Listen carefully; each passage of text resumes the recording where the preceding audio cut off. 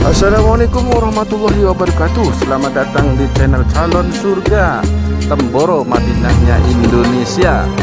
Jangan lupa subscribe, like, dan share, pencet tombol loncengnya supaya Anda mendapatkan video tentang informasi Temboro.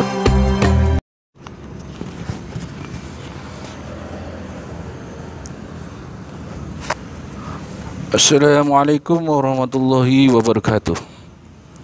Nahmaduhu wa nusalli wa nusallim ala rasulihil karim, amma ba'd. Tanggung jawab wanita.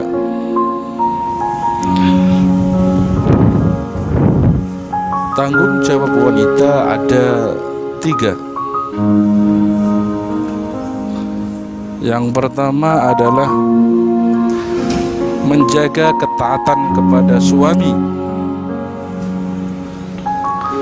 Mentaati suami bukan karena takut kepadanya atau karena kita diberi makan olehnya, tetapi mentaati suami adalah karena perintah Allah Subhanahu wa ta'ala, karena keridhaan Allah Subhanahu wa ta'ala yaitu ada di dalam keridhaan suami.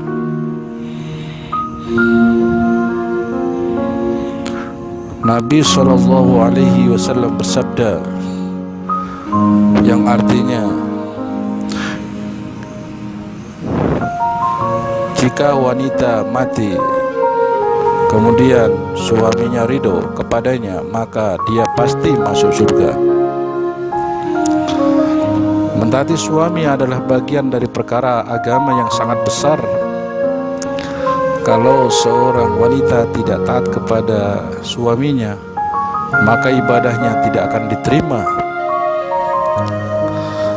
Amal-amal sunnah yang hendak dibuat perlu minta izin kepada suaminya. Kalau tidak minta izin kepada suaminya, maka tidak akan mendapatkan pahala. Kalau ada ketaatan kepada suami,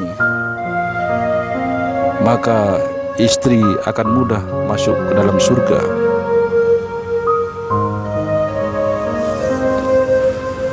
Sahabat bertanya kepada Rasulullah SAW, bolehkah manusia sujud kepada manusia?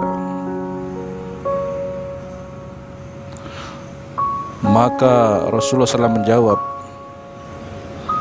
tidak boleh sampai 3 kali. Seandainya Allah membenarkan seorang sujud kepada manusia, maka aku akan menyuruh wanita bersujud kepada suaminya. Apabila istri taat kepada suami dan mempunyai, itu berarti ada kebesaran suami, maka ibadahnya akan diterima oleh Allah SWT. Maksudnya berarti istri menghormati suaminya dan memuliakan suaminya karena Allah SWT.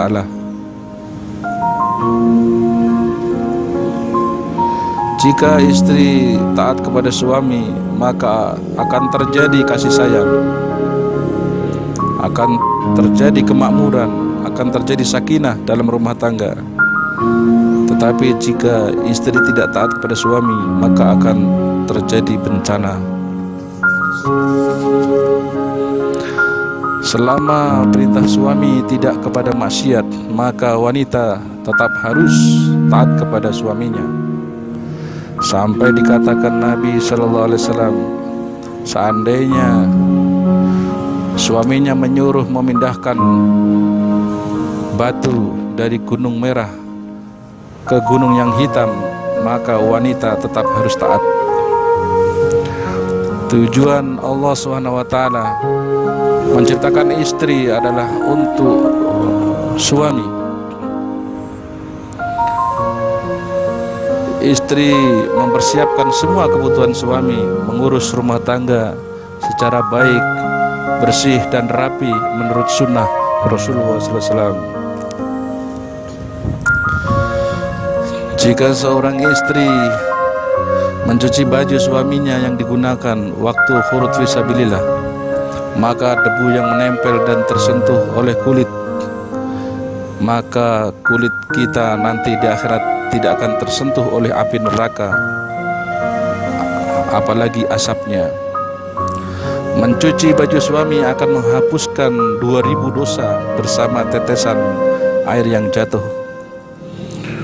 Wanita yang membuat tepung untuk suami dan anaknya, memasak untuk anaknya, memasak beras untuk anaknya, suaminya, maka baginya setiap butir nasi akan menjadi kebaikan dan terhapusnya satu dosa dan dinaikkan derajat oleh Allah SWT.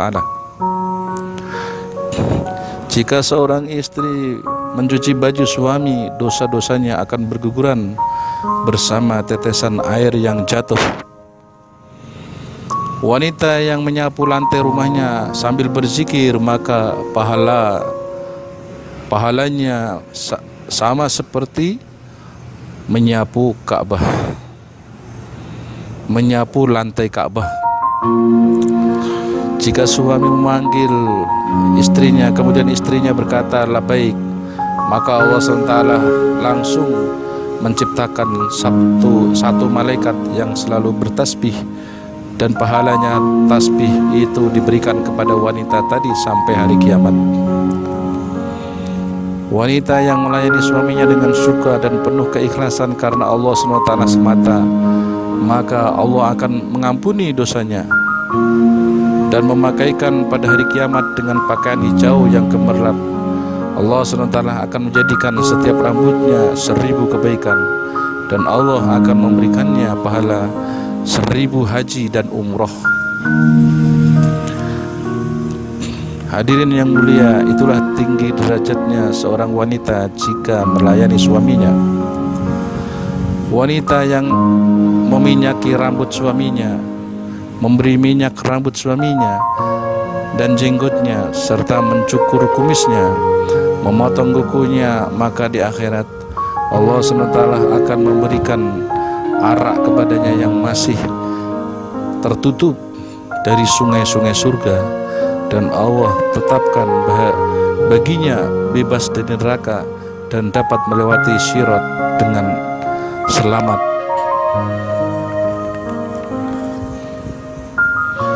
Jihad seorang wanita adalah mengurus suaminya dengan baik. Inilah jihad yang sangat besar.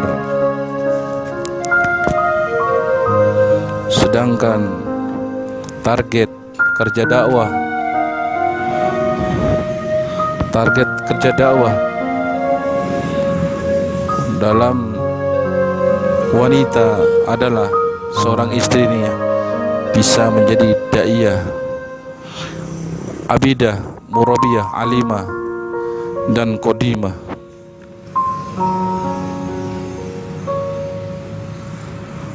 Tanggung jawab wanita yang kedua adalah menghidupkan agama pada diri sendiri.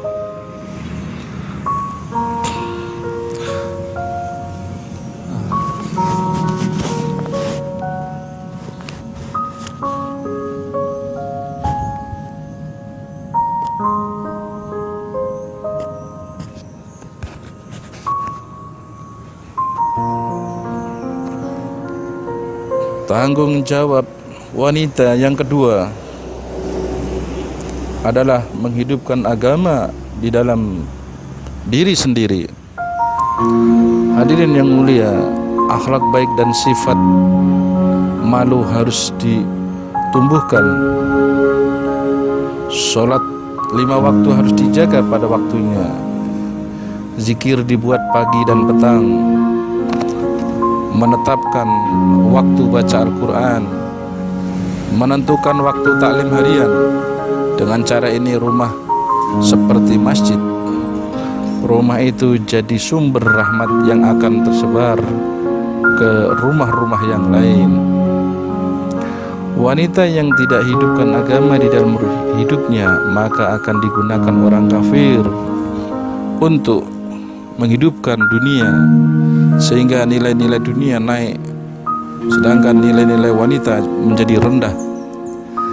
Hari ini wanita digunakan sebagai komoditi untuk dunia. Wanita dipakai memasarkan barang-barang karena wanita laku dijual. Inna lillahi wa inna ilaihi raji'un. Masya Allah. Bisa dibayangkan, terkadang barang yang dipasarkan tidak ada hubungannya dengan kewanitaan.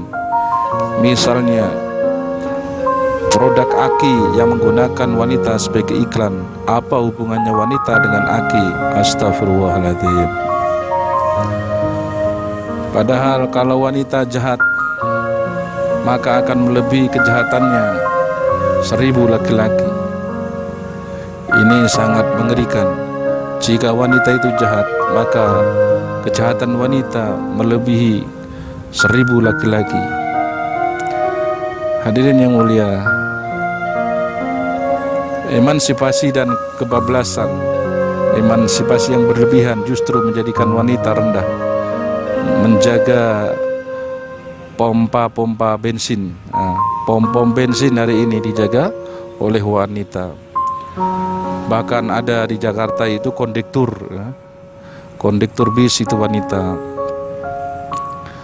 Semua kerja laki-laki yang diambil alih oleh wanita menyebabkan pengangguran bagi laki-laki. Melayani orang makan dan minum sementara hal yang sama tidak dilakukannya kepada suami mereka. Hadirin yang mulia, wanita lebih banyak dari laki-laki, yaitu 2/3 penduduk dunia. Kalau wanita beragama, maka artinya 2/3 dunia akan menjadi beragama. Jika 2/3 dari penduduk dunia ini wanita itu solehah, maka 2/3 dunia akan menjadi wanita solehah. Tak ada nabi wanita, tetapi semua nabi selain Adam alaihissalam lahir dari rahim wanita. Nabi tanpa ayah yaitu Isa alaihissalam dapat lahir, tetapi tidak bisa tanpa ibu. Allah SWT telah beri hikmah dan kebijaksanaan kepada wanita untuk perintah seseorang memenuhi hajatnya. Lihatlah banyak laki-laki dan anak-anak yang bolak-balik ke warung 5-10 kali sehari untuk menunaikan hajat wanita. Bila ini digunakan untuk agama, mustahil suami dan anaknya tidak beragama. Kalau hikmah ini digunakan untuk agama, maka rumah tangga menjadi tempat tersebarnya hidayah ke seluruh dunia.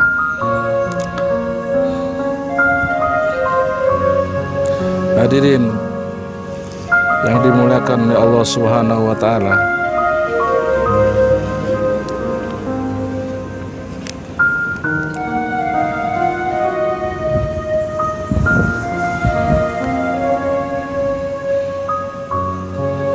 demikianlah begitu pentingnya kewajiban wanita yang harus diketahui di dalam rumah tangga.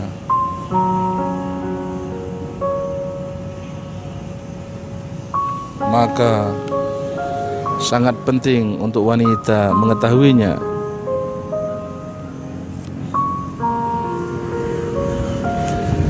Janganlah seorang istri menyakiti hati suaminya di dunia, sebab istrinya dari bidadari-bidadari yang bermata jelita pasti akan berkata, janganlah sekali-kali kamu menyakiti hatinya, mudah-mudahan engkau dimatikan Allah SWT. Ia bagi Anda hanya sebatas tamu dan sebentar lagi ia akan meninggalkanmu dan menjadi milik kami. Inilah doa seorang bidadari untuk istri-istri di dunia yang tidak melayani suaminya dengan baik. Ini ada di dalam hadis riwayat Ahmad. Sedangkan kewajiban tanggung jawab wanita yang ketiga adalah mendidik anak secara Islam dan mendorong laki-laki keluar di jalan Allah SWT. istri adalah murabiyah bagi anak-anaknya, karena anak-anak lebih dekat kepada ibunya, maka ibunya adalah menjadi murabi bagi anaknya. Sehingga Allah SWT perintahkan dalam Al-Quran, wadhkurna ma yutla fi buyutikunna min ayatillahi wal hikmah innallaha kana latifan khabira.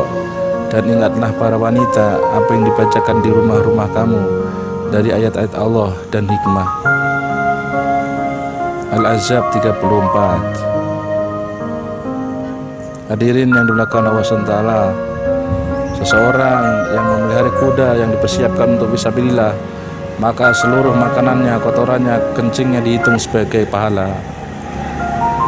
Apalagi jika seorang ibu, seorang istri merawat anak-anaknya dan diniatkan untuk menjadi pejuang agama, maka berapa besar pahala yang akan didapatkan seorang ibu, seorang istri. Wanita adalah guru, sebagaimana di sekolah sering tinggalkan kelas, maka muridnya jadi tidak karuan. Mereka akan lempar-lemparan kertas, terus lempar-lemparan sepatu, kemudian di luar akan lempar-lemparan batu. Maka kalau sudah dewasa, maka kemungkinan besar akan lempar-lemparan bom. Ini jika seorang guru sering meninggalkan rumah. Begitulah wanita yang sering tinggalkan rumah, maka tak ada lagi guru di dalam rumah. Anak-anak terdidik dengan benar, anak-anak tidak terdidik dengan benar. Anak diserahkan pembantu rumah tangga, sehingga mentalnya itu mental feodal, mental idiot. Dahulu sahabat anak-anak mereka dididik budak-budak tawanan, karena budak tawanan sahabat orang Parsi dan Romawi adalah orang yang sangat cerdas-cerdas. Demikianlah yang bisa saya sampaikan, mudah-mudahan ada manfaatnya. Sebagai tanda terima kasih, subscribe, jangan lupa like dan share berikan teman-teman yang membutuhkan. Wabillahi taufiq wal hidayah. Wassalamualaikum warahmatullahi wabarakatuh.